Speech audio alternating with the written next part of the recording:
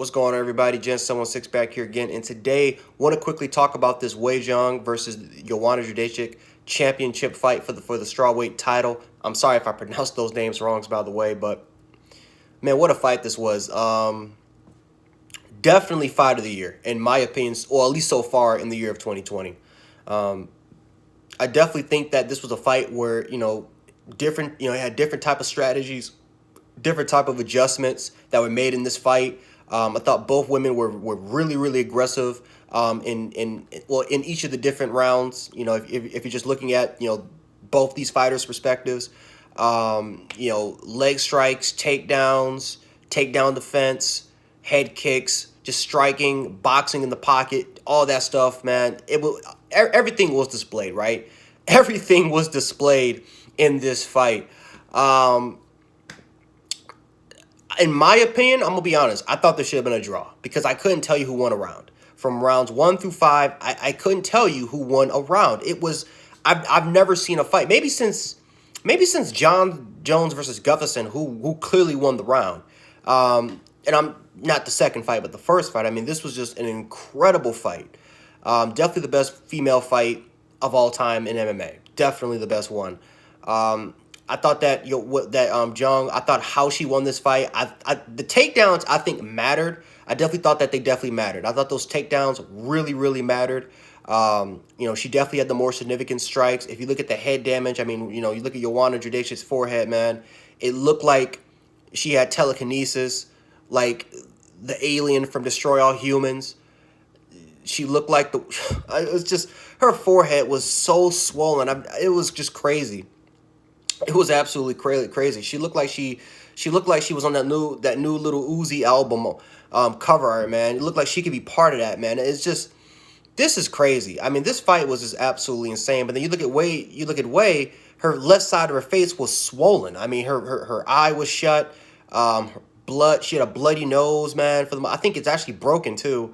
I mean, the damage was done for both these fighters, and like I said before, I mean, both these fighters displayed all of their mixed martial arts tools in this thing. I mean, it was just crazy. And, this was a fight where it was momentum shifts, but it was like quick momentum shifts throughout the rounds, not even to the fights. Like normally you'll see a person dominating a round, and then all of a sudden the next round the fighter can, he'll come back, and that's what we're used to seeing as far as great fights. I mean, the momentum shifted just in the rounds. It shifted in the rounds, man. It shifted like from round 1, 2, 3, 4, 5, just within seconds or minutes in the round. It was just crazy how quickly the momentum shifts back and forth like that. I mean, it was insane.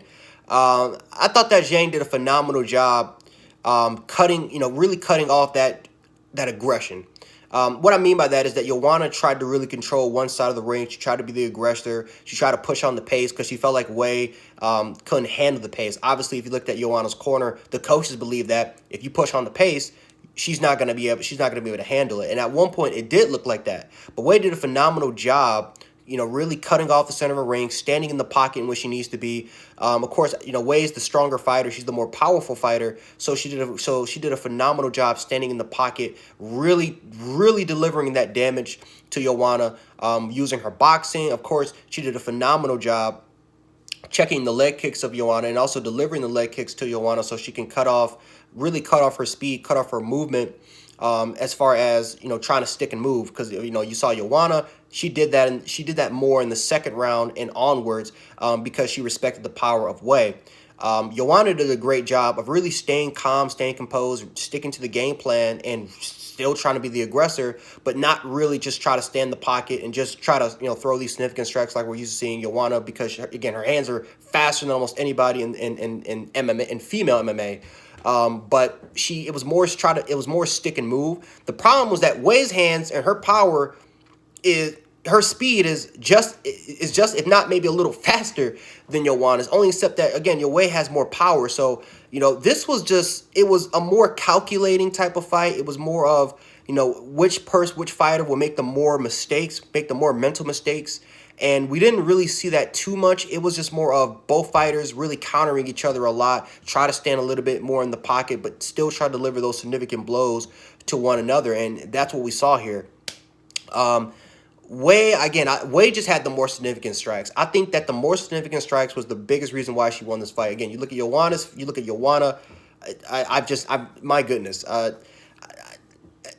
it's crazy. The fifth round, you can make an argument too, right? I thought Wade definitely won the fifth round.